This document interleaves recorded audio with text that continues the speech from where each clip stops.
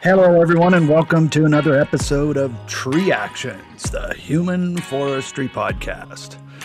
And with me, as always, is my trusty counterpart, Tony Tressel. How's it going, Tony? Good morning, everyone.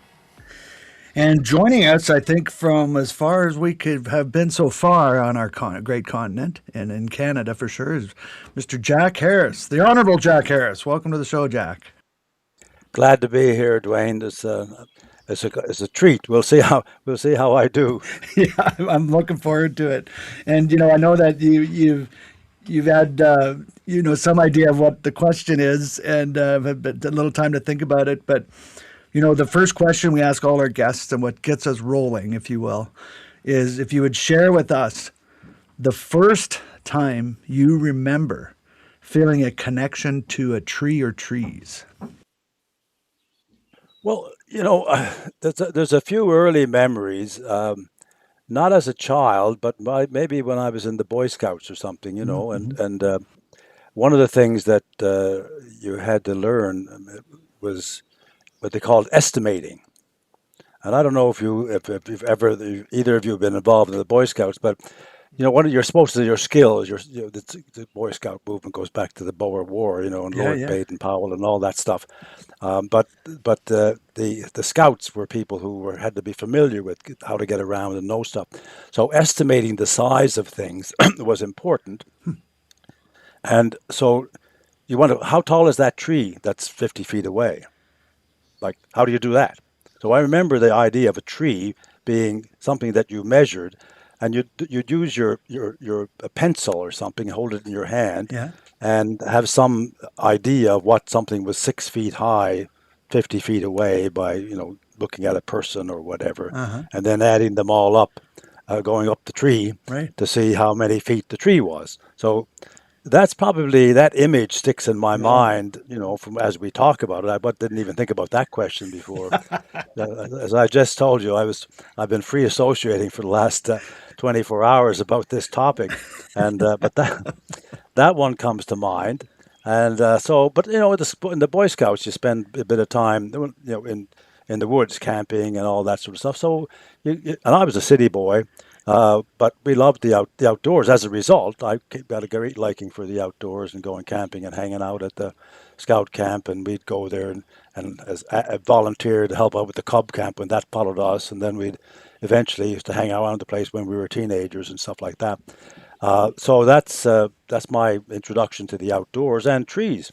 And I do remember something else. And I'm sure you've heard of this poem, but I had a massage treatment this morning, and I was telling the massage that I'm doing this interview on trees, and then I said, I remember this poem that we learned probably in grade school, and maybe you heard of it before.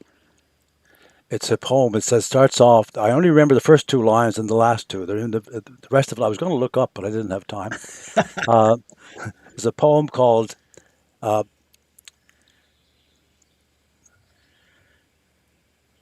I think that I will never see a poem as lovely as a tree.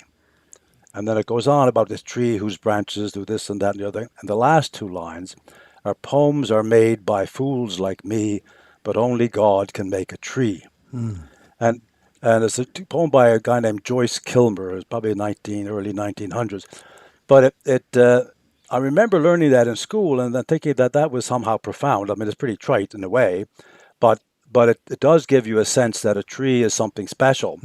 And there is a lot of spiritual thoughts about trees and stuff. I mean, the Druids and the Celtic Druids around trees, and a lot of mystical things that go around trees throughout time immemorial. So there's something very special about them, and that kind of spells that out early days for me.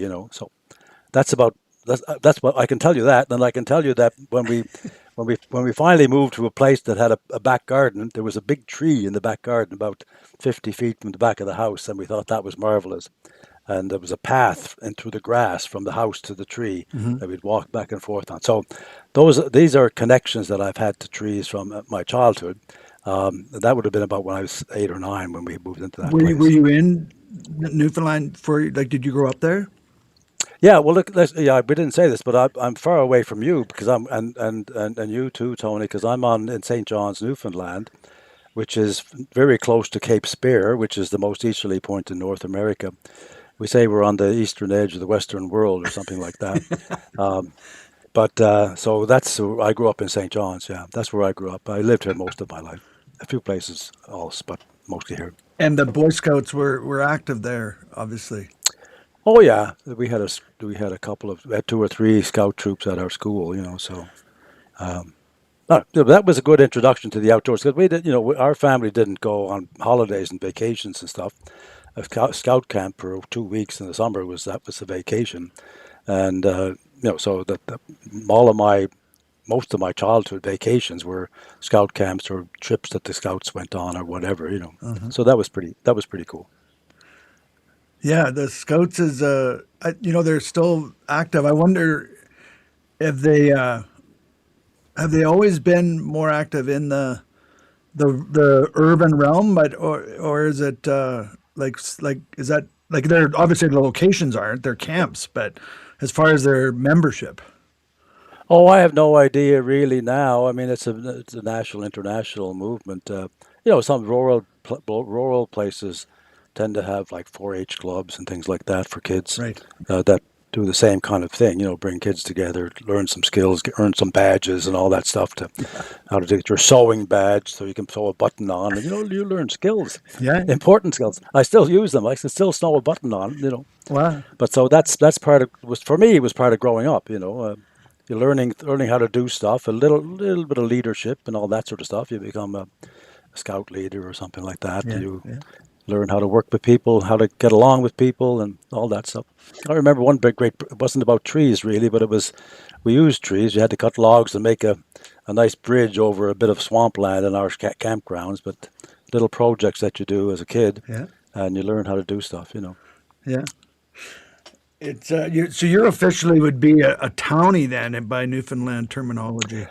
I would certainly be a townie, probably a third, at least third, maybe fourth generation townie, third generation at least. A townie from a way back. Right, right, right. Yeah, that's because I've done some work out in Newfoundland, but I think most everyone else I've associated with has been Bayman. Oh well, yeah, they're well. That's a bit of a misnomer, of course, because there's lots of towns in Newfoundland that aren't in bays, Right, including Gander. I think we worked in one place. That's not Grand Falls would be a paper mill company, and not anywhere near the ocean. right, right. But it's on a nice river called the Exploits and all that stuff. And Corner Brook is a second largest place outside of St. John's, and then Lab City is up there. So they're not. Don't call them Bayman because they'll punch you out. It's the one province in Canada where I've worked and traveled to where I honestly have felt like I'm actually not in Canada. It's weird. Like I go to Well, pay for something at Tim Hortons and I expect to see a different currency. there's some truth to that because we weren't in Canada. I was born when I was born. We weren't part of Canada. Oh, really? Yeah. It's not just Americans that are ignorant of their own history. Sorry, Tony. But we joined Canada, or Canada joined us. Some of us say, in 1949, and I was born 6 months before that. Wow. Okay. So so we were a separate country before 1949. We were there was a responsible government was suspended for various reasons having to do with the 30s and stuff like that. But we were a dominion, the same as Canada, officially and constitutionally, and had been, Statute of Westminster and all that stuff, made Canada a separate country from UK and about various other parts of the Commonwealth. So we were a separate country. It had to have a referendum to decide whether we would join Canada or not. And it just barely passed by 1% or 1.5% of the vote back in 1940. There was two referendums, in fact. They had to have a second one, a runoff election, to choose between return to responsible government or to join Canada. So, I mean, that's part of the history, and that made a lot of difference to what happened in Newfoundland, of course, after Confederation, because a lot of the benefit, let's call it the benefits of Confederation, the kind of things that uh, the kind of things that the NDP and the CCF fought for the rest of Canada all of a sudden came to Newfoundland Right. without without having to have a political fight for them other than Confederation. So family allowances, old age pensions, and unemployment insurance, and then not long after, 10 or 15 years later, universal health care, which Right. some Americans would still like to have. Um, Others not so much. But so all of these benefits came to Newfoundland as part of Confederation. A lot of changes since then. Was But at the time of Confederation, there was 1,300 different communities and a small population of maybe 250,000 people. So a lot of small communities right. Right. and rural Was that communities. the last? Because like the Western provinces were already at that time. Well, Alberta was created in 1905. Right. And in 1930, they got access to their natural resources. A lot of Albertans don't remember that or don't want to.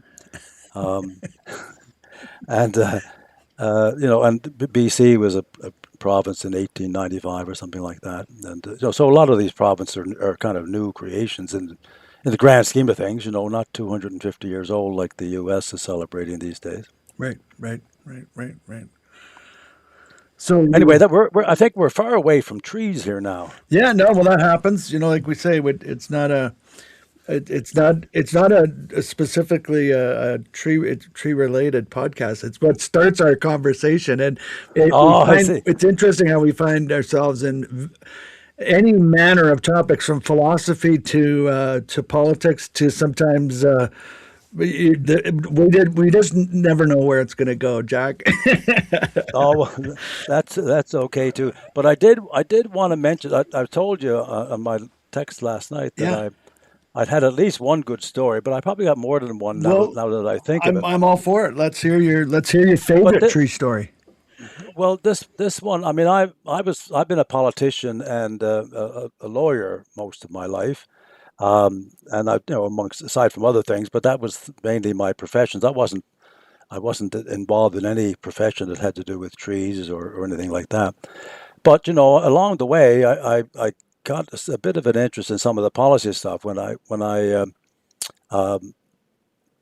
when I was interested in Newfoundland history and development, and there was a couple of things that happened in Newfoundland having significance to do with trees, and they were early developments in the early 1900s when Newfoundland was a separate country, and the people who were in charge were trying to make the industrial revolution happen here, as it were.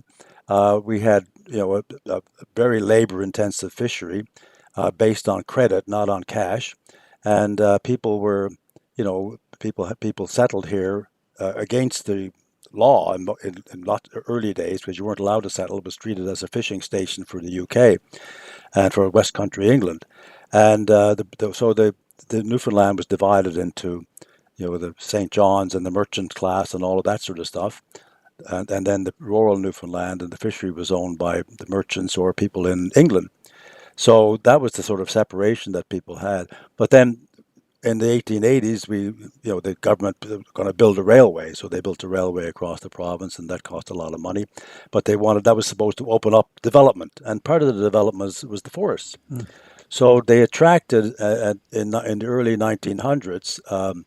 A newspaper group from the UK that owned the Daily Mail, and they still do, and some other paper, sort of these tabloids, and they were looking for a source of pulp for paper, and they invested, and they were kind of getting themselves ahead of what they saw the First World War coming, and they saw a shortage of paper with Germany and all that building up, and they wanted a source of paper, so they were smart enough to decide that this is a good investment to start a paper mill in Newfoundland.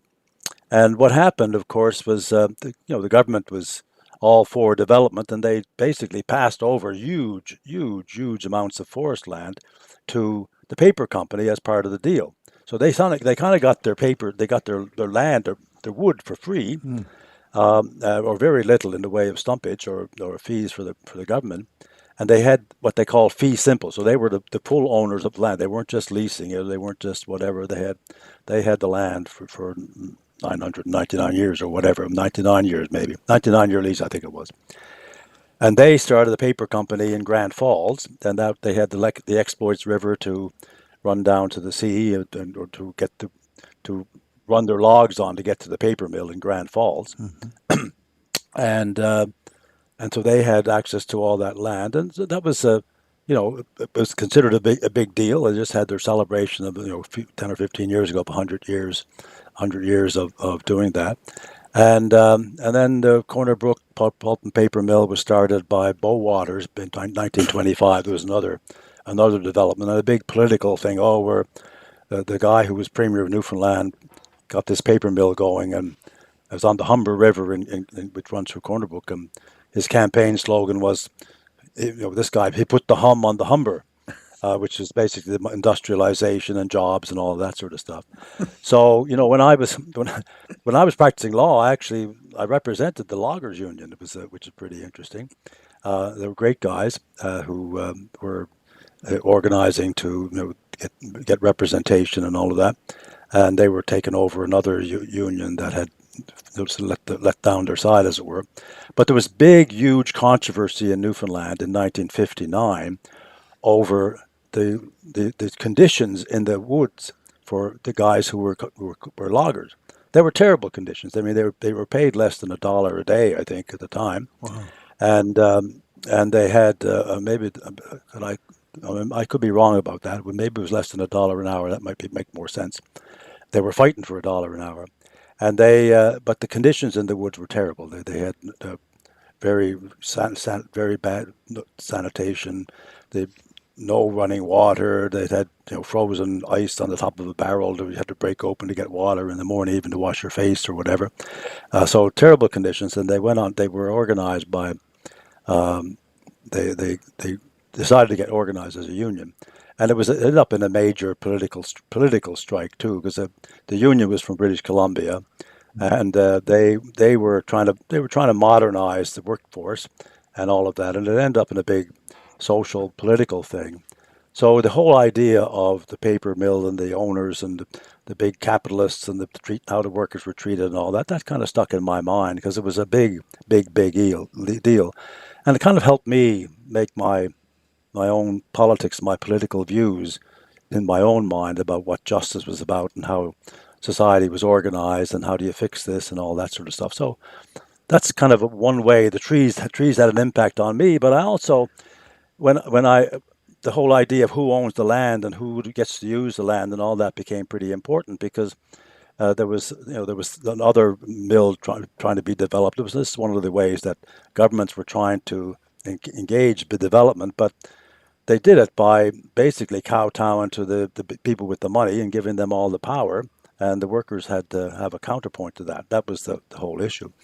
So anyway, eventually I went to law school, and so I did take a little bit of interest in those kinds of issues. And I remember we did a course in one course that I did. I did it because I liked the professor, and another course that he taught.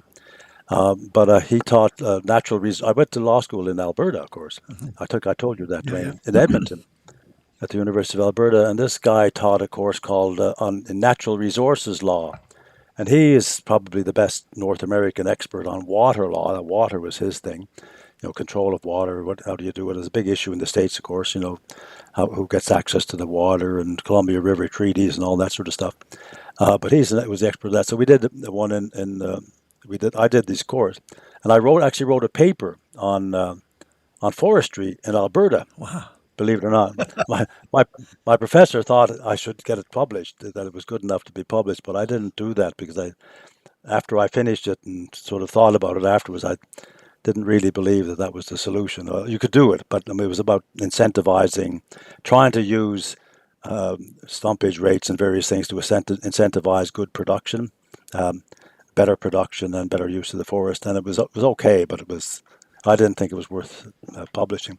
But it got me interested in forestry policy, and when I came back to Newfoundland, of course, I was interested in all of that, and I was interested in politics. And after I went to law school, and I went to England for a year, and we came back, and I kind of got interested in politics, and I ran in 1987, believe it or not, and got elected for the first time in Ottawa, but I was only there for a year and a half.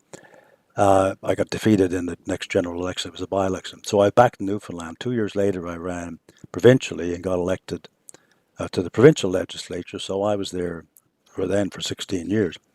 I was still practicing law, mind you, but this was what I was doing as a politician, and I was interested in forestry policy. And one of the things they tried to do, they, as I told you, the government had kind of given all this land to these companies, and so they really lost control over it. But they came up with a clever idea, and that was that they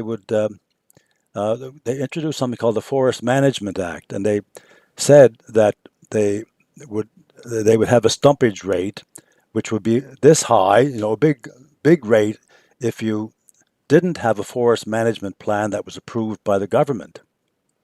But if you did, the stumpage rate would be very low. So they had to show how they were doing sustainable harvest, et cetera, et cetera. They had to do this and that and meet these obligations to have something that was acceptable to the government. So I thought that was kind of a clever way of getting around the fact that they owned these things, but the government had responsibility for ecology and the environment and all of those things, and they could use that to say that you're not allowed to destroy the forests. You got to do things this way. But one of the things that they forced people to do, the forestry companies, was to clear cut. You had to clear cut your land. You weren't allowed to, just take certain trees you wanted. You had to clear cut it because that was supposedly the way to reforest. Huh. Anyways, that became the norm. But now, just to get to my story, the story was there's a place in Newfoundland, the west coast, called the Main River. The Main River was a Main River watershed, basically, what we're talking about. And on the west coast of Newfoundland is a wonderful national park called the Grossmoor National Park. Beautiful. And the west coast of Newfoundland has a mountain range running up through. We call it the Long Range Mountains, and it goes from Port aux Basques in the south to right to the St. Anthony in the north. That actually is the end of what the Americans call the Appalachian Mountain Range. It just comes right up through as a geological function, of course, being a mountain range, and it comes right up through the Appalachians and up through and up under the ocean and up in Newfoundland and Labrador. Newfoundland is very interesting geologically, as well as three separate zones here. It was part of Africa. Part of it was part of Africa before the continental drift took place, part of which was discovered by people in Newfoundland. By the way, they came up with this plate tectonics theory, geologists at the Memorial University. So this is a small but mighty place when it comes to that sort of stuff. So anyway, try to make a long story short, this particular Main River watershed was on the eastern side of the Long Range Mountains. Grossmoor Park was kind of on the other side, and the Kruger Paper Company is out of Quebec. They owned the paper mill in Corner Brook at the time, and probably still do. And they were going to harvest. They had a plan to harvest the main river watershed. And around that time, and I don't know how it actually came about, but my first memory of it is being at a lecture that was given at Memorial University, the Botanical Gardens. They have a sort of ecological place there, and this guy was he was actually a priest, a Jesuit priest who was a scientist working for Parks Canada in Grossmoor Park, and I was doing a study on this particular forest. And it turns out that this particular this place was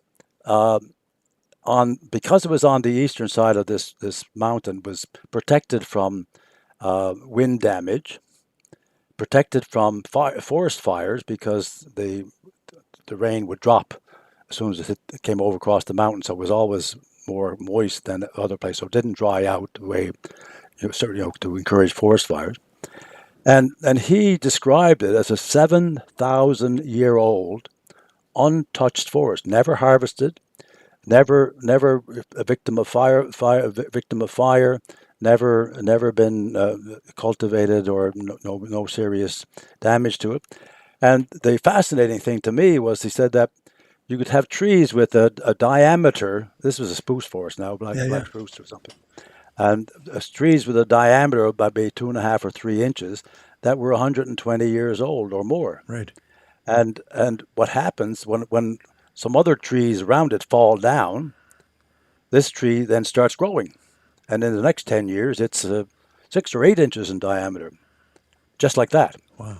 And that's called I think some people trivialize what his findings were, but they just said it was a classic gap replacement forest, right? When one tree goes and the dome opens up, you get more sunlight, and whatever is left grows, and all that sort of stuff. But it had this mystique to it that this was an ancient forest that these people were going to come in and clear cut and destroy. Mm-hmm. And there were, so the environmentalists and various other groups were very interested in this topic and wanted to put a stop to it, that they couldn't allow this to happen. This should be preserved as part of the natural ecosystem, and it was, you don't need this land, in other words.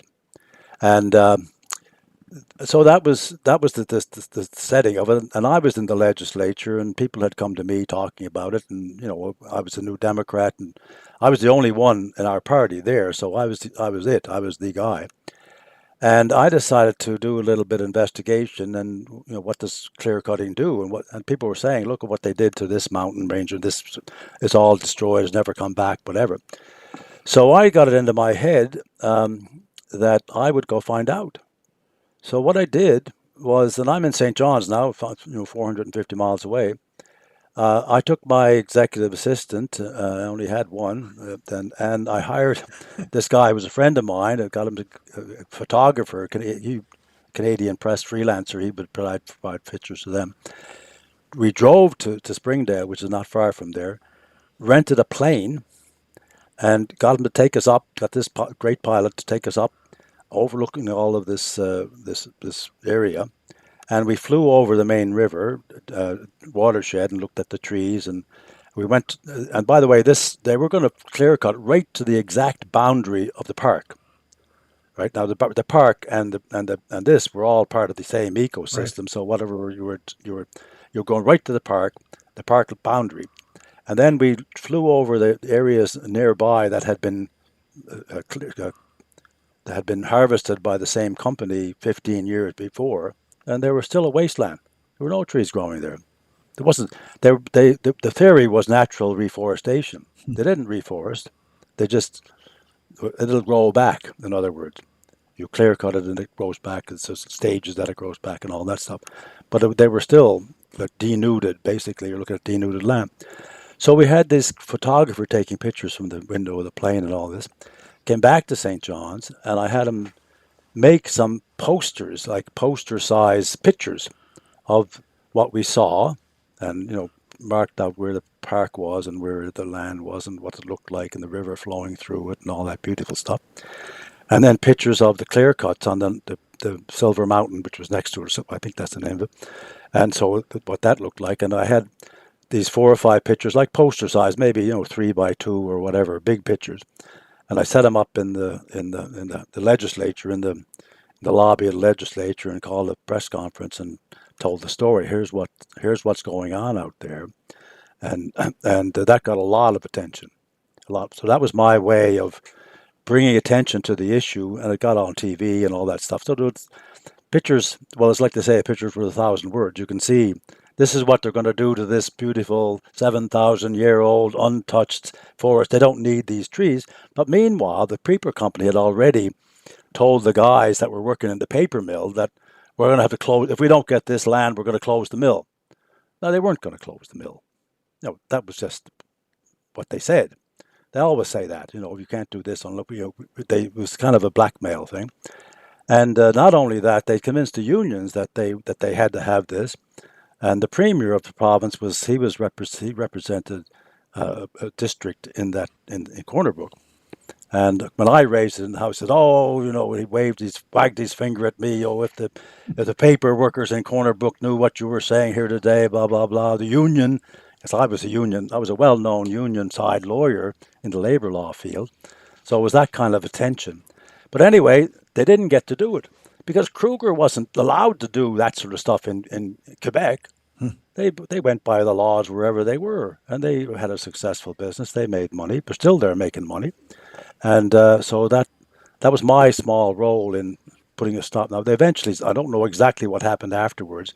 there were some changes that they I don't know, they didn't really harvest. They decided to do something else, and they could do certain things there, but they couldn't do the clear cutting that they were supposed to do. And so that was kind of one thing that I got involved in with trees. That was pretty important. And not long after that, there was also an understanding coming about the ecosystem involved in trees, and how the forestry methods was destroying the diversity of the forests. That's a big deal. I mean, diversity in nature is what you find. I mean, that's how nature survives, the survival of the fittest in one sense. But the all the different species that exist there is what makes the ecosystem work. And you know, you have rivers that if you clear cut down to the river, you fool up the watershed, and the river overflows, and all of those things that come together and work. And they were, clear cutting was going on in Newfoundland. You could drive along the Trans-Canada Highway, and it looks like you got trees on both sides. But if you went 100 feet 150 feet from the roadway, you'd see massive clear cuts. So that was disturbing to people who felt that this wasn't the right way to do things. But around the same time, and this is something that a lot of people don't know about, and the Senate, I'm not a big fan of. I was never a big fan of the Senate, because to me it was unelected.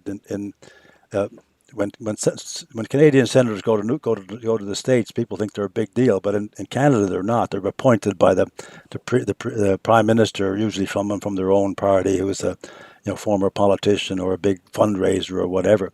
That's the way it was. Now it's changed in the last 10 or 15 years, thanks to some independent senators being appointed. But they have equal power to the House of Commons under the Constitution, at least how it's written.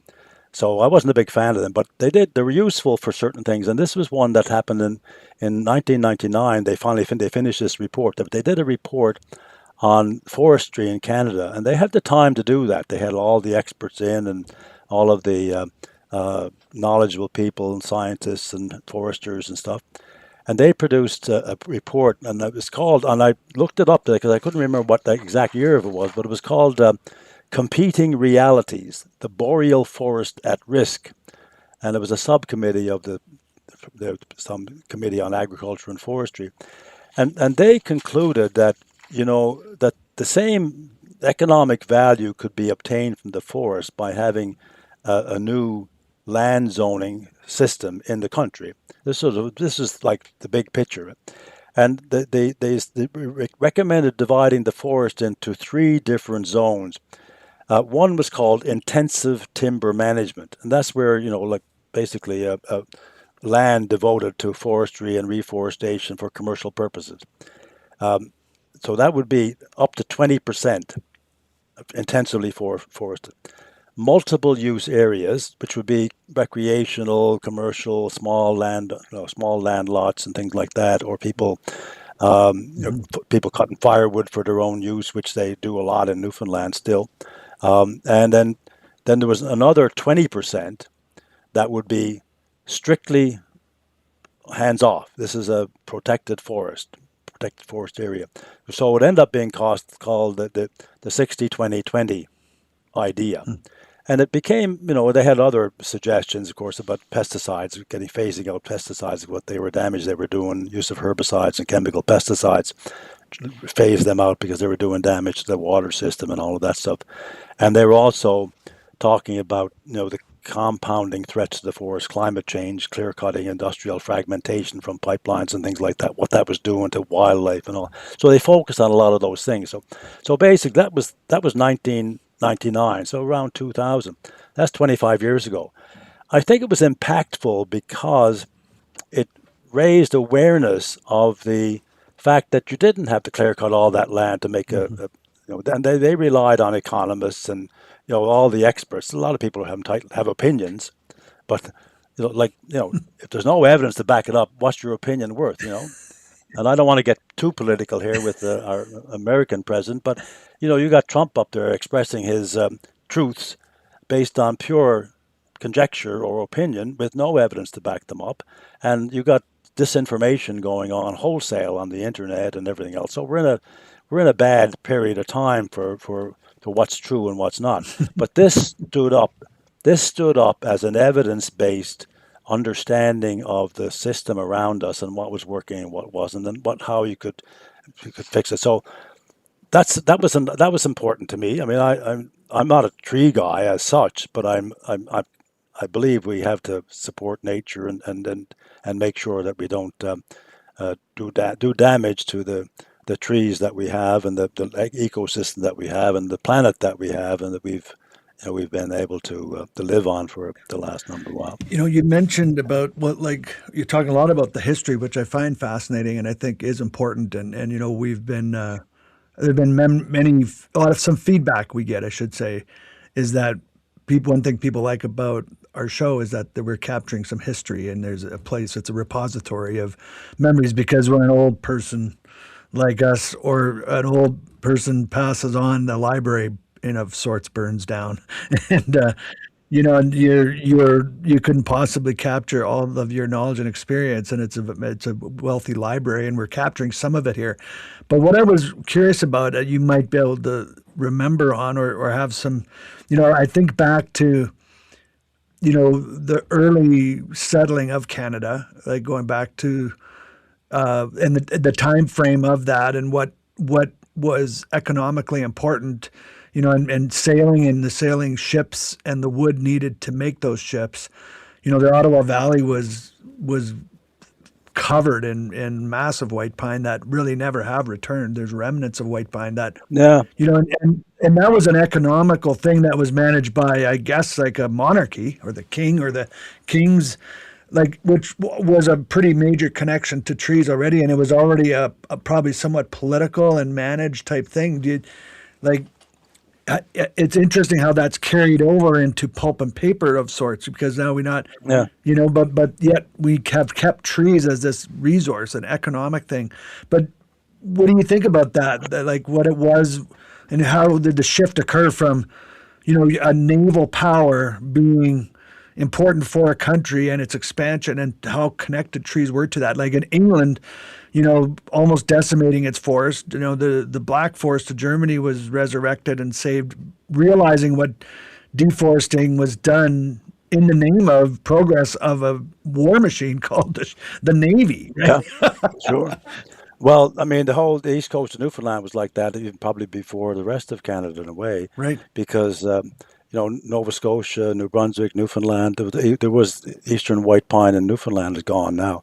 And one of the things that I mean, maybe I'm a bit of a dreamer in some of these things that maybe some projects could be getting going, and I think some of our Tree Canada friends might be interested in it. If we have some sponsors that are interested in that, and maybe some Indigenous groups in Newfoundland would want to see the eastern white pine, reforested as part of a project to return to the way the forests were. So you're right about these were masts. These weren't part of these pine trees were used for masts. New Brunswick was the same way. The big trees Yeah. were all taken out, and they were needed for sailing ships because they had a lot of masts, and it was for the fishery as well because fishing was a big deal. Fishing in Newfoundland provided protein for Europe. Right. You know, that's what it was all about. That's where the money was, and not only did England come to Newfoundland to fish, the Basques came, the Spaniards came, the Portuguese came, and later the Russians came, and the East Germans came with big ships Right. scooping up the fish and all of that. But that was the more industrial fishing. But in the old days, it was sailing boats, and you needed wood. You needed wood to settle. Right. You you can't, and you needed ponies to haul the wood, so that you could have firewood in the wintertime. So that's my Newfoundland pony connection with the trees as well, because the ponies were essential to survival in Newfoundland and when in the early days because there was no the people didn't have I call it the engine of outport life was the Newfoundland pony because it was used to haul wood. They cut down the trees near the shore first because that's where they lived, and they used the wood for fish flakes and for their houses and for their sheds and and for firewood, and then sort of they almost bared the coastal areas, the headlands, and then they had to go inland to get wood for as well. And you couldn't carry them on your back. You needed a pony to haul them out, and you had these ponies that were brought over from England, and they all interbred with each other because people they weren't farmers. They were essentially farming the sea. Right. They were doing all their work out there with cod traps and hook and line and all that stuff, and bringing the fish ashore and drying them with salt on the shoreline, and then they were bought and shipped over to the markets and wherever they were going. And so the pony was part of how you got yeah, they had kitchen gardens and things like that, but it wasn't a farming economy, but they needed wood for firewood. It wouldn't last through the winter without enough wood to keep your house warm. So it was kind of all ties in together with the settlement and all of that. So the history is important, and what we're doing today is trying to, I guess, fix some of the things that were with the well, I'm speaking of Tree Canada, for example, or efforts to replant or urban forestry and all that is a big deal too. But I have trees. We got lovely trees in our garden. I mean, I've got some of them are not exactly native to Newfoundland. We bought this house in 1996, and a lovely Colorado blue spruce, beautiful tree, Uh-huh. not exactly native to the east coast of Newfoundland, but it was there, and it was about 20 feet high or so. It's now 45 feet high, and the trunk is about 12 or 14 inches in our back garden, and it's magnificent. I love it.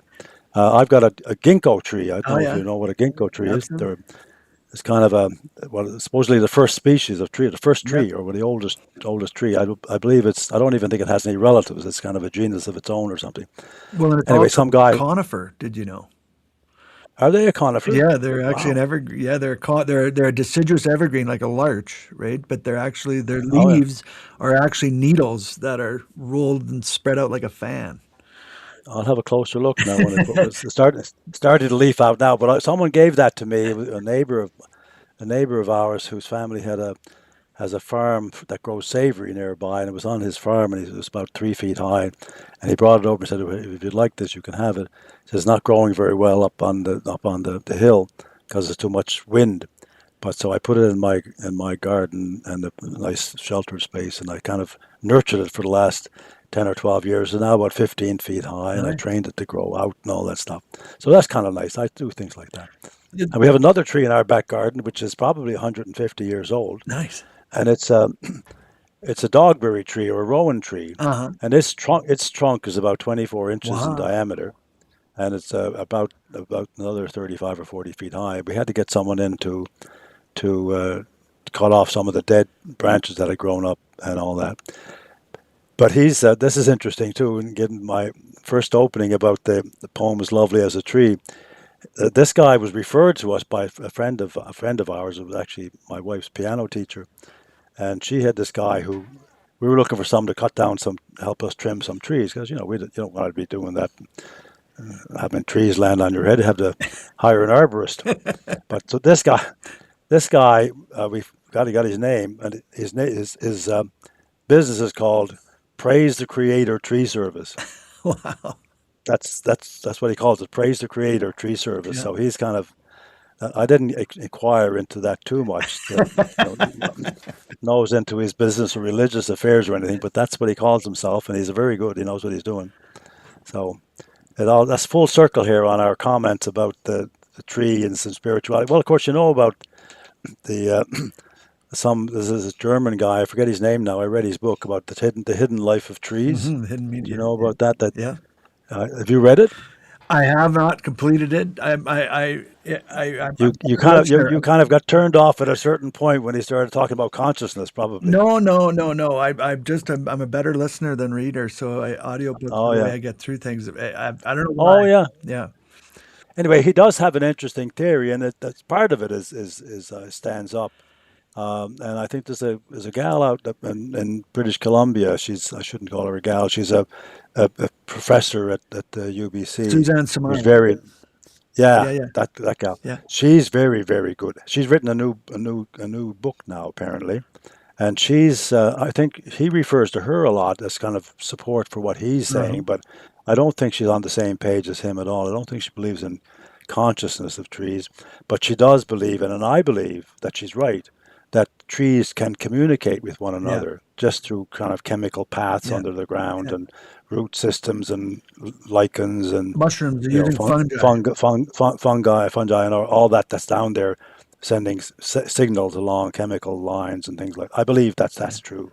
It, Do you accept that? Is that absolutely. Oh no, there's no question. It's not even. are you, It's not a doubt even. Like there's more the evidence. Like particularly with Suzanne Simard's, Dr. Simard's research, like that's showing that there's for sure. But it's not unscientifically known with anyone that works with trees. It's quite well known. Tony, are you aware of that particular book? And I don't know. I think you're on the same page of tree talk communication.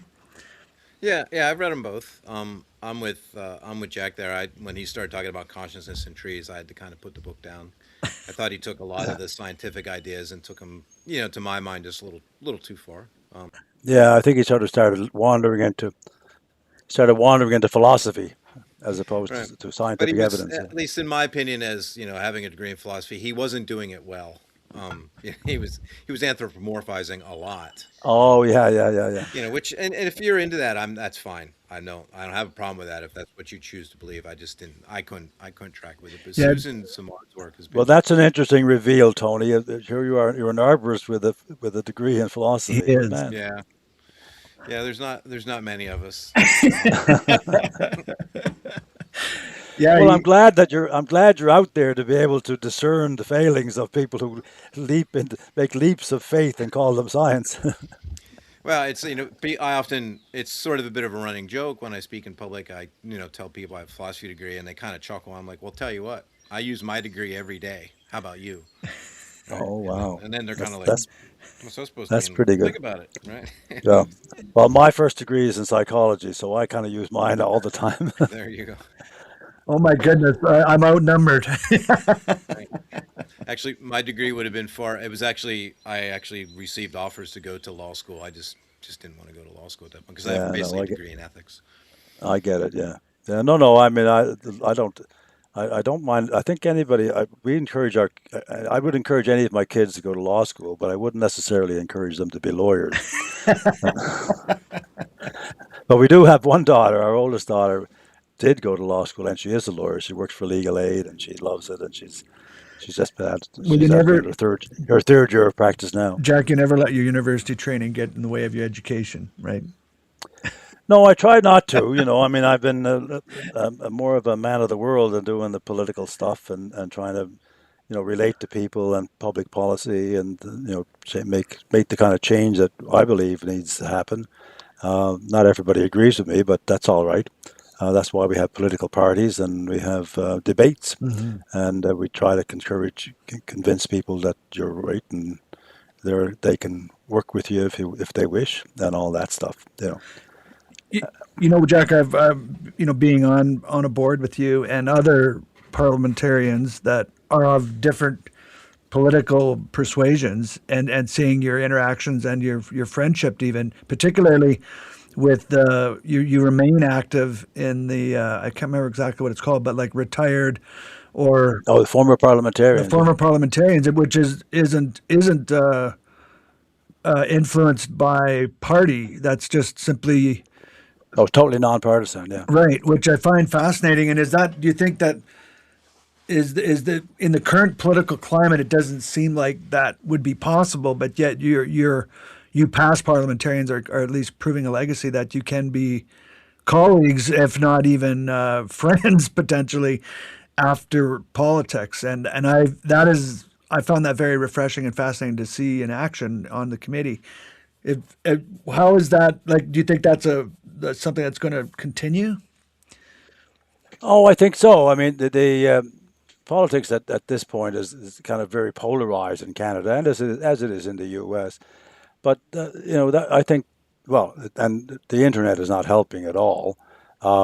And I don't know. I mean, we're it's Canada's in a crisis, frankly, a political crisis, economic crisis, partly because of our neighbor. And so, but in a way, it's kind of forcing us to face a certain facts and get more united than we've ever been. Because Canada's a pretty diverse country. You know, sea to sea is sea to sea to sea we call it, Right. uh, which is which is pretty huge. I mean, we're the third largest country in the world, or second largest by mass size. And you know, it's hard to manage all of that. People are different because they're from a different point of view, but and different parts of the country think differently, have different Yeah. histories. In Yeah. Quebec, we've got Quebec with a different way of looking at things as well, and different culture. So but it brings us.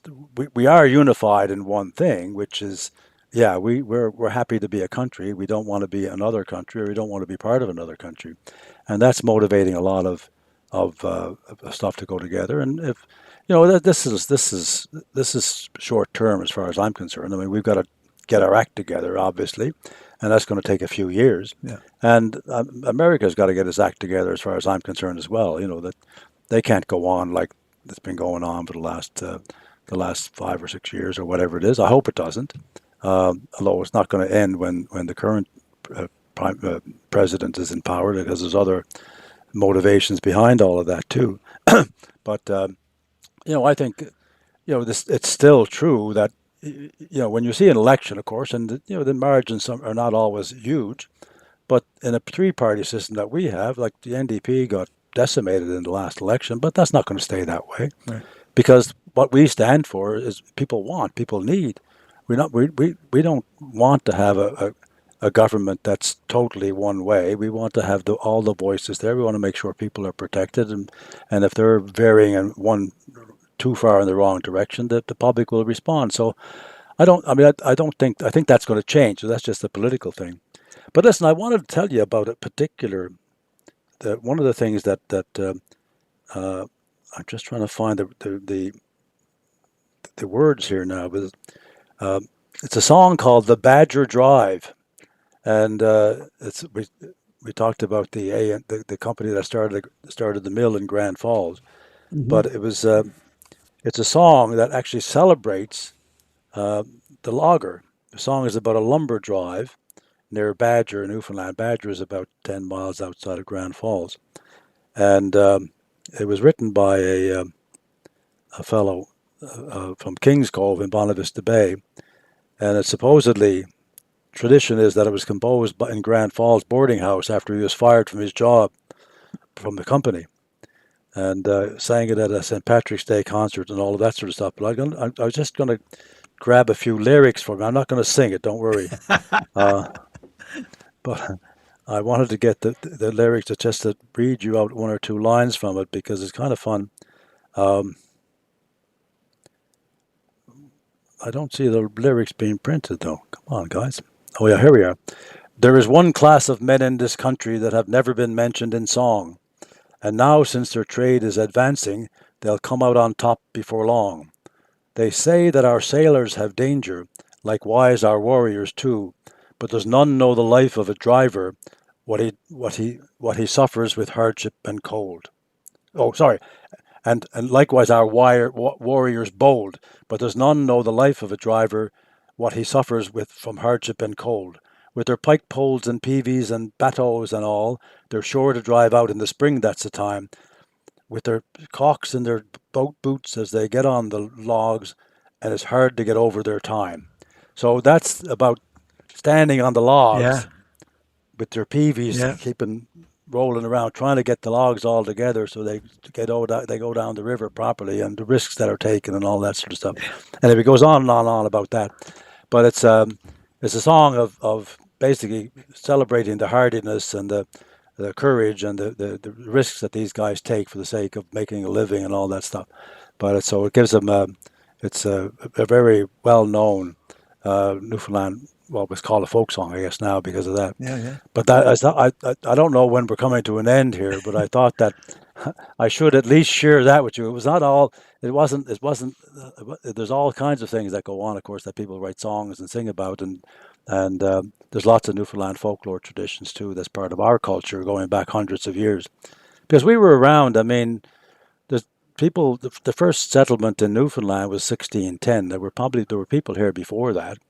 And the first Newfoundland ponies were brought to Newfoundland in that first settlement. We Wow. don't know how many, and we don't know whether they actually stayed, but that was the beginning of that. So Yeah, that's why kind of you that's talk. my involvement with that Newfoundland Pony Yeah, Society is yeah. kind of You part of talked that about it too. before with some. I know you're excited about it, and maybe just fill us in about your involvement with the Newfoundland Pony Society. Is that what it's called, right? It is, yeah. And I got involved. I didn't get involved with it first, but it came up my involvement or my understanding of it really didn't develop till the mid '90s. And like I say, I'm a townie, and we talked about it at the beginning. So I grew up in St. John's. We didn't know horses. I was probably afraid of horses. I didn't know what their temperament was, and I didn't understand how they reacted to people and how you react to them. But in the mid '90s, I was, as I mentioned earlier, in the provincial legislature. And a friend of mine was from PEI, from Prince Edward Island, and he grew up on a farm and he was familiar with horses and animals. And he was on the board of the Newfoundland Pony Society. He was a lawyer friend of mine. And he phoned me up and said, Jack, you got to help us save the Newfoundland pony. I said, what do you mean? I said, I actually know a little bit about it. I just finished it. Coincidentally, about 3 weeks before, I bought myself a book for Christmas called The Newfoundland Pony, telling the story about this pony that existed in Newfoundland, was the last of the only mountain and moorlands pony breed in North America, was on the verge of extinction because with all the changes that had taken place and development in Newfoundland, these ponies who there were 13,000 of them at the time of Confederation. They were down to about 300 or 400 or 500 max ponies because they've been, superseded by industrial development, by roads, by laws that said you weren't allowed to have roaming animals. They were all living on the commons. People didn't have pasture land, and but all of a sudden these ponies, and then they were replaced by, plows and ATVs and snowmobiles and all of that sort of stuff, and they were more of a burden, they're more of an asset. Sorry, more of a liability than an asset. And the meat industry got wind of it, and they were sending trucks down to Newfoundland, buying them up for $50 or something, and they were disappearing. So the Newfoundland Pony Society started in 1980, but we're talking about 1993, 94 now. And by then, the Pony Society started to try and save the pony, but it didn't get much traction. But when it got desperate. So anyway, I worked with them and I put up a resolution in the House of Assembly to take measures to recognize the pony as a heritage animal and to prevent it from being exported from the province without a permit from the government, and to find some way of designating individual members of a Newfoundland pony as a breed, and somebody responsible for doing that. Anyway, the government listened. There was a unanimous resolution at the House of Assembly directing the government to do something, and so that was followed by some legislation, and the Newfoundland Pony Society, which now I'm the president of, 30 years later, was designated as the organization responsible for the protection and promotion of the pony, and importantly, to keep a registry of ponies. So we've been doing that since 1997, or we, the organization, have. I've been president since 2016, and we there's not that many. There's about 600 between 600 and 700 live Newfoundland ponies now registered. And that's not very many, and they're spread over all over the country. They're in Alberta and British Columbia, every province, and in 5 or 6 states of the U.S. I don't know about Pennsylvania. There's some in Tennessee. There's some in Maine and upstate New York, and in Minnesota and Michigan. So they're around, and we don't know where they all are, but we know where most of them are, So their and that's origins are like they were brought here. well. They were brought here from the UK. Okay, so you're talking, these weren't even breeds in Europe then, but the New Forest pony, the Dartmoor pony, the Exmoor pony, the Connemara pony from Ireland, the Welsh Cob from Wales, obviously, and the Highland ponies from Scotland. So all these varieties, that these types of ponies were brought over here, but they all interbred with one another Okay. at large. There was nobody saying I want going to breed my pony with your pony, because they were all in herds on their own. When you wanted to use them, you knew which one was yours, and you got it, and you used it, and let it feed on the commons after that. Wow. So that pony evolved into the Newfoundland pony. So there's only three ponies that have evolved in Canada, to be separate breeds. The Newfoundland pony, the Canadian horse out of Quebec, and there's a pony a Cree pony is called. I can't. Shame that I can't remember the name right off. But there's actually an article just published in the Canadian Horse Magazine about the Newfoundland pony. If you see that, around, Dwayne, in any store or something, they sell it in Walmart, I think, and various other places. It's called Canadian Horse. There's a 9-page article about the Newfoundland pony. Okay. Very proud. They quote me and a bunch of other people. They quote somebody a person from Alberta. She lives in Millet. Oh yeah. Somewhere between, or not far from Red Deer, down Yeah, that yeah, way. yeah. And she's got 6 or 8 or 10 ponies there, and she breeds them and stuff. She's a picture of her in there, and someone from BC, and someone from a couple of people from Newfoundland, someone from Ontario, PEI, whatever. So a great article. Have a look. And I know there's wild horses here in Alberta that are feral, and that apparently are remnants of logging, because they would use the horses to log, and then they would leave them in the woods, and then they'd go back in the fall and put out some feed, and the horses would come in, and then they'd work them for the winter, and they'd just leave them in the woods, and that was a cycle that occurred. And then when mechanization came in, the horses just were abandoned, and there's quite large herds that every once in a while there's controversy over culling them or what to do about them, and there's people that want to save them and ranchers that hate them, and so on and so forth. But I see them regularly. They're not hard to find. Like, you can head out west, and they're magnificent, and they're amazing to watch. And they're a larger breed. They're not a small horse, but they go back to the logging days is where their origins lie as well. Interestingly enough, with trees. Oh yeah, Yeah. that makes sense. Well, I've taken lots of. I mean, I take an interest in trees. I've read these books that we're talking about here now, and I have a number of books on trees and Newfoundland and all that. But I also have a number of books on horses, right? The origins of the horse and all of that sort of stuff. So it's kind of an intellectual interest of mine to know more about it, particularly be involved with the Pony Society and stuff, and figuring out how they think. They're essentially prey animals. I mean, that's why you can't walk behind them, because they can't see behind their ass. Oh yeah. They can't. They just can't. And so if there's some motion behind them, they'll kick it. Right. But if you walk behind them and you're touching his hindquarters on the way behind, he knows you're there and he sees you going around, you're okay. But if you don't, watch out. Right. So you learn things about how they think and how they behave and what they're like. But the Newfoundland pony has got a very mild, very wonderful temperament, actually, for dealing with humans and kids and all that sort of stuff. So interesting. It's a great pony. Well, Anyway. and it's another era that I think that is potentially part of what is affecting our society. I will hypothesize here, but when we had as humans to interact with things like horses and not machines, there was a personality and a temperance. You learned that things had attitudes and personalities and moods, and it wasn't just people. And horses very much portray that, right? And that whole idea of sentiism, or they're like, you can sense a horse's mood or temperament. You're late to feed him. I remember on the farm, like, horses in particular, cows too, any animal. Like, if you're late to feed them and they're on a schedule, they let you know, and they'll express their opinion and their views quite in their own way, and there's no mistaking for what they're telling you. And you don't get that from a cell phone in the same way. No, I think. Well, I mean, that part of the world is changing. I think, and I guess the people. I don't know. Nature is a bit of a healer in a way, right? I mean, and people who are far away from it are less inclined to be as happy, I think.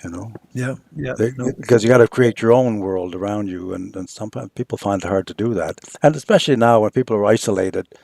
You hear about all these kids being just themselves and the internet, that's it. They don't make friends easily. They don't interact. That's something got to be done about that. I mean, that's then the worry that people are making now about the AI and all of that sort of stuff. That's taking us farther and farther away from the natural world. And you can't just let that run wild. because that can take over you, right? I mean, that's the concern that we have about that. But the what we're talking about, trees, and relating to trees, and even feeling better when you're in nature. I like canoeing, for example. I mentioned that as one of the things I wrote down, because you're out there in nature and the trees are there, and you like the trees, and you feel more calmer or whatever, Yeah, yeah. de-stressed and all of that stuff. Well, I prefer a canoe to a motorboat. I prefer a sailboat to a motor yacht, right, right. um, that kind of thing. But that's just me. Lots of other people want the big machine and go, go, go, Well, go we're for an it. active kayak canoe family, and trees do, and it's not just a touchy feely. I mean, I think there's some credit to accepting people's feeling of things, but then to get science involved, like trees do release chemicals, gases that calm our nerves. That they've proven that they're also grounding.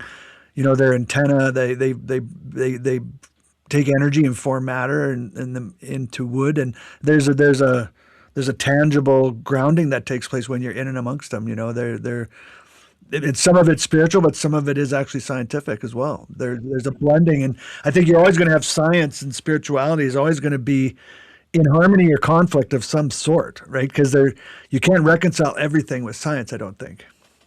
No, no, but in the big picture too, this is something I just thought of, a sort of a fun fact in a way. Going back to that Senate study, they talked about the boreal forest of Canada being equally important as rainforest in terms of its contribution to the oxygen and CO2 in the air and all of that, taking CO2 out, and Yeah. as very important as part of. We talk about the Amazon rainforest being the lungs of the earth. Well, the Canadian boreal forest plays an equally significant role in that, and Hmm. so part of maintaining the diversity of the forest and not overutilizing it and ending the diversity and stripping it out is to protect that as well. So Canada, we seem it's all right to say, oh, you can't rape the Amazon forest. That's a terrible thing, but we can do what we like here. But that's equally damaging, Right. really, when you start looking at the big picture. So I like that. I mean, to me, that said, well, the Senate is useful for some things because they have the time to do these. I've been on many parliamentary committees, and on the political side in the House of Commons, you're trying to achieve something, all right. You try to work with people, but there's a lot of politics involved, and there's all the issue of the moment or the bill of the moment and all of that, and you don't really have the time because you're going from pillar to post, keeping up with your responsibilities with your constituents and to your responsibilities in your caucus and all of that, and your other duties. Whereas the Senate is a little bit more laid back. They don't have to get reelected. They have constituents sort of, they can write a letter for them every now and then. But that's not their bread and butter. They're basically semi-retired in some senses, but not so much now. They're very busy people now because they're independent supposedly, and they are in the political sense, and they feel the need to make a contribution. But they also have time to do a very long 2 or 3 year study and listen to all the experts, and they have people working for them, researchers helping dissect it. So this report, for example, I think was a landmark report. I haven't heard much talk about it lately, and it only came into my mind in the last 24 hours, thinking about what am I going to say today as being an important. And even after that, by the way, this is another fun fact. Um, so after that report came out and that this discussion about the big issue here about the main river watershed, there was a group of people starting to work on this 60-20-20 thing, and they wanted to help organize communities. And there was a gal came from the Sierra Club Hmm. to Newfoundland to actually go out to communities and hold community meetings to talk about how do we make sure that the forests around us, that we have access to it for firewood, or for if I'm going to build a house, why can't I go and cut down some lumber so I can build my house? It's a lot of people, Newfoundlanders, still do that, and so but the land is all owned by. You can't go into that land because that's owned by the timber companies, and trying to to change that policy, you know. Hmm. And that would have been in the early 200s, early 2000s. People went around and they had these meetings and tried to get the town councils on side and get the government to change some of the rules and provide more access. And I think there was political pressure put on the timber companies to loosen their control and serious control over people going on their land and taking their wood and all that sort of stuff. Now, it didn't change very much as far as I'm concerned. I didn't follow it up, religiously over the years, but I was involved in many things, and I was the leader of the party, and I was the only guy, so I couldn't keep all these things going. Hmm. But these was an important issue, and that was the Sierra Club, and that was when Elizabeth May was involved with the Sierra Club. You know who she is, of course. That was before she took over the Green Party Right. or became the Green Party or something. Right. Um, but so she was involved in that too. Around that time, she was involved with the Sierra Club, and a great American organization, right? Started in California. Yeah. Well, I and well, Anyway, California is it's a good example of a lot of, well, like geography and impacts, of drought and water, and there's lots to, I think, to watch and to learn from, or to see what in that particular, just that state alone, it's incredible. yeah, a lot of things were forced on them too. Of course, I mean, you got water problems, so you got to have solutions, right? You so they come up with progressive solutions, thank God, about certain things, and lead the way on anti-pollution for cars and things Hmm. like that. Yeah. Yeah. And they set standards that everybody else has to catch up to somehow or other. But interesting. California is an interesting place. I've been there.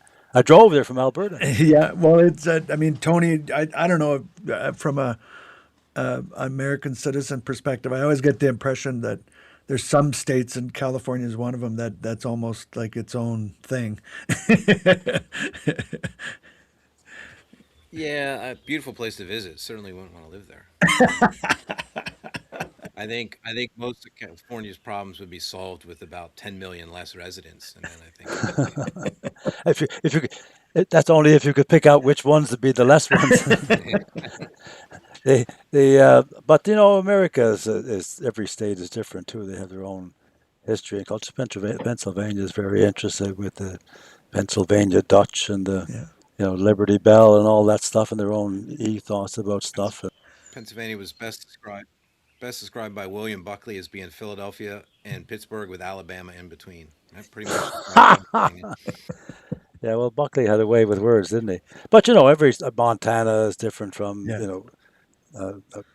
Maine, New Hampshire, whatever. Well, and Maine, the Uh, Maine River you've been referencing, is that where the state of Maine's name originates from? no, no, this is Maine, Main. Oh, okay, okay, okay. The main river. It was the main river as opposed to the minor one. Okay, okay. That's what I was curious about that. I was curious. And I'm also the They didn't. tree, They didn't have much imagination. the tree in your yard, the one that you first talked about, where there was the little path that went to the tree. Do you remember what Yeah. kind of tree that was? Well, it was probably a Norway maple. I'm pretty sure it was a maple. There was a lot of them. There were kind of weeds around here, Yeah. and they were imported, I guess, too. But we have a maple, not in our. We don't have any in our back garden. The ones that we had, we kind of got rid of, but they were small. But we have neighbors who have the maples around them, so we get a million little things flying down, and we have to Right. pluck them out of the ground and get rid of these. What do you call those things? Samara. They come down, they spin around Yeah. and stuff. We used to There, call them there's pinwheels or a something. lot of people call them keys some places, but Samara is the technical term for it. But it is a special wing on the seed that allows it to travel. Right. Yeah, we used to call them helicopters when we Yeah. were Yeah. kids. Yeah. Yeah. Makes sense. That's before we saw real helicopters. Right. Right. Right. Right. Right.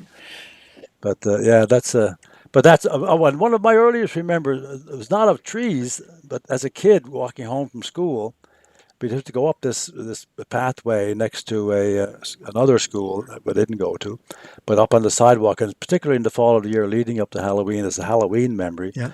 And I was probably before grade 3, so I would have been 6 or 7, walking knee deep at least in leaves Yeah. and kicking your way through all the leaves on this sidewalk. Yeah. And those trees were principally chestnut trees, Oh, yes. horse Yeah, chestnuts, yeah. and we used to, of course, the from these trees we would have these little things that we'd play. Conkers. I would call them the Conker. conkers. You would play conkers with them. Yeah, Yeah, yeah, you got to put them in your oven and get them to hard, and you drill a hole through them, and yeah, that sort of stuff. That was conkers. It was called. Yeah, yeah. You and so try to break that's each a other's. You whip. You yeah, hold one. And and try not. But then you'd invariably end up whapping each other's knuckles, and it would turn into a bit of a. oh, you try that too. Some people would, but you'd also if you kill the other guy's conker, you got a year added to yours age. Did you do that? I don't Mine remember is 10 that. years No. old. Mine is 10 years old because I knocked out 10 others and stuff like that. I mean, that's a tree memory. Yeah, yeah, absolutely. And a lot of and I think it's more of a British thing because Tony, do you know that game? Have you heard of that? What one? Tony, like I'm just asking if you've heard of Conkers. No, Oh, have what's I the heard? new one to me? It, Tony, yeah, you have never heard of it, yeah. I But think do you Jack, have it's horse? from Do you have? England, and I think it's a Canadian. It's an inherited thing from Canada because you don't hear about it in the United States. But Canadians Oh, yeah. definitely, obviously not out west either. I learned about it from traveling, and my career brought me to Oh, yeah. places. But we can't grow horse chestnuts here, right? So we couldn't make the Oh, conks and the conkers. But I've been well right. educated on it, and even had men way above the age of conker playing teach me and show me like this is how you Oh, do it, interesting. right? Well, we did. I was wondering. I felt deprived that we didn't have chestnuts that you could eat, but because they don't grow here. But this probably imported from England. I mean, England had a very big influence on Newfoundland, of course, because my grandfather, on my father's side, his people come from Wales. On my father's mother's side, she's a Shortle from Ireland. On my mother's side, they come from the West Country of England. So these were the influences of everyone in Newfoundland. They came either Irish or Irish or English, Yeah, and the school system was related to that. So I don't know where the trees came from. They probably came over with the people planting gardens in yeah, their houses and stuff and bringing them over from it. But it was very much an English tradition. So yeah, I guess that's where it comes from. yeah, yeah, very much so. Well, we do have one.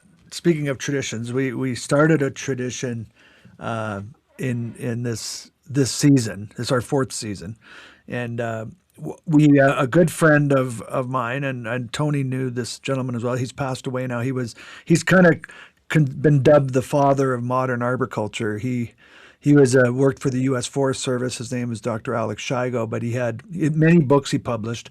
His more famous books are Modern Arboriculture, a new tree biology, in which he had to quickly publish a dictionary for afterwards because he introduced so many new terms that had never been given to tree research. But if you're interested in an interesting read and deep dive into tree biology, a new tree biology by Dr. Shigo, you might find fascinating. What's his last name? Shigo, Shigo, is it? yeah, Shigo, Dr. Alex Shigo. And one of his lesser known books and one of our more favorite books is this book. It's called Tree Pithy Points. And it's his brief messages on tree biology, tree care, and philosophy. Ah, And Tony wrote that one. Is that yours, Tony? no, this is the one of Dr. Shigo's. Oh, that's Shigo's. Oh, It is one of his lesser known books. There's 950 pithy points. And when we, as a way to kind of close off our show, our episodes, we ask our guests to pick a number between 1 and 950, and we read that pithy point to kind of segue into our goodbyes. And it's a tradition, and you were talking about tradition, so I thought maybe we'll let you pick a number between 1 and 950.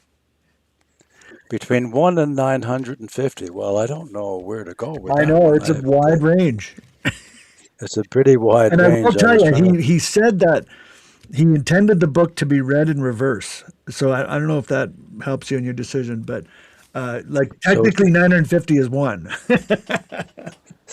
so it gets pithier as it goes along. I don't know that it does. It's just they're random and they're scattered and they're just his thoughts on these topics that just in sentence format mostly. Well, I'll go with 948. Whoa, okay. That'll be interesting. 948. So this is an interesting tree pithy point number 948. Glyphosate kills by disrupting the shikimic acid pathway in plants. Fungi also have the same pathway. That's it. That's it. That's pithy point. And what's the first word? Is glyphosate? Glyphosate, which is the active ingredient in Roundup. Glyphosate. Wow. Kills by disrupting the shikimic acid pathway in plants. Fungi also have the same pathway. I didn't realize that maybe glyphosate, does it affect fungus then? I wonder. But this is an Well, I don't know. Yeah, but I don't know. But I'm that's quite interesting because Roundup is a very controversial yes. Product, of course. Yeah. And I won't use it at all. I won't go anywhere near it. Yeah, well, I mean, it's become it definitely gets less use than it used to. I think it's they're fascinating. Like here this one just caught my eye. This one's in quotes, which normally, well, I guess he has a few in quotes. This is 946. I don't know why it just popped out at me. It was because we were talking about the book about where science and philosophy, I think. But pithy point number 946, God wrote 2 books, the scriptures and nature, said Galileo. To read nature, you must connect with it, touch it. That was one of his famous sayings. He would always say we have to touch trees in order to learn anything and understand them. You must touch them. And he'd always say, like, get in the forest, get your hands on the trees. Who said that? Shigo would always say, touch trees, touch trees. Oh, yeah. Wow, that's interesting. Yeah, but well, I'm building a little forest clearing in my summer place. Right, we've got a badly regrown forest with all sorts of dead branches sticking out and creating a cluster. Yeah, and underneath all kinds of dry, very dry kindling that if it ever caught fire, which could easily do, because there's a bit of broken glass and stuff in there. So I've been cleaning it out and cutting off all the dead branches that stick out. Yeah. So now I have a little dome inside the forest that I'm going to put a hammock in and all that sort of stuff. Nice. So that's one of my little summer projects. So you'd be able to do tree bathing. Yes, we could do forest bathing. Yeah, that's a Japanese thing, isn't it? Yeah, I think it may have some origins there, but I mean, I think it's been done and practiced, but taken over in certain ways by many people over. Anyone that's taken over by California. maybe. Well, Tony's doing it right now. Tony, you're tree bathing, I think, where you're sitting. Yeah. Very good. Well, listen, it's been a delightful conversation, guys. Yes. I didn't know what to expect, and I was afraid I was going to come up dry, but I managed to come up with a few stories. I think it was a great podcast, and I like to think that everything in I like to think this about life, but certainly the podcast, everything is as it should be, and it went exactly as it was supposed to, and I've thoroughly enjoyed it. And Tony likes to say, our podcast, Tony, is. It is what? It is so disorganized it repeats. Which is a play on words from Dr. Alex Shigo as well, too. So Yeah, it is. Yeah, well, that's good. Well, thanks, guys. A pleasure to meet you, Tony. It's a pleasure to meet you, too, Jack. Thank you. It was a wonderful conversation. I enjoyed listening. Yep. Well, me too. I enjoyed you guys. Thank you, Jack, for taking time and sharing some stories with us.